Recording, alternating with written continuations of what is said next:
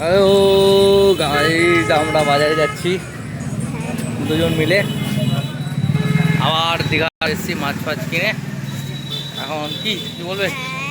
বলবো বাজারে মাছ কেনার আলাদা মজা আছে, মাছ খাওয়ার মজা আছে, আর দেখারও মজা আছে।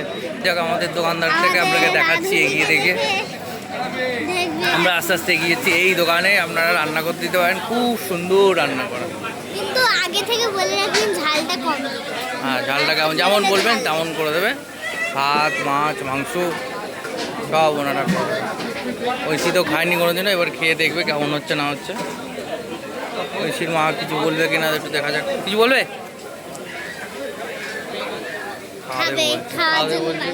সেতু কোথায়? এই ভাইও আছে এখানে। ভাই আমাদের মৎস্য শিল্পী, মাছ খেতে ভালোবাসে। বলুন, আর কিছু বলবেন আপনি? মাছ নেওয়া হয়েছে। আমরা রাহুলকে ক্রমাগত মিস করছি। হ্যাঁ, তাই তো? রাহুল সাথে জাহাঙ্গীরকেও মিস করছি আমরা। এখন 11টা বাজতে 50 বাজে।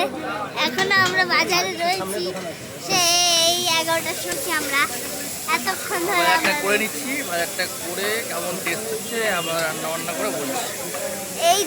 এই দোকানটা অপোজিটেই রয়েছে, দেখতে পাচ্ছেন এই অপোজিটের এই পাশে এই দোকানটা। তো আপনাদের চেনার যদি অসুবিধা হয় তাহলে মনে রাখবে এখানে লেখা আছে মাছা নাংশা। মাছা নাংশা তারপরে আছে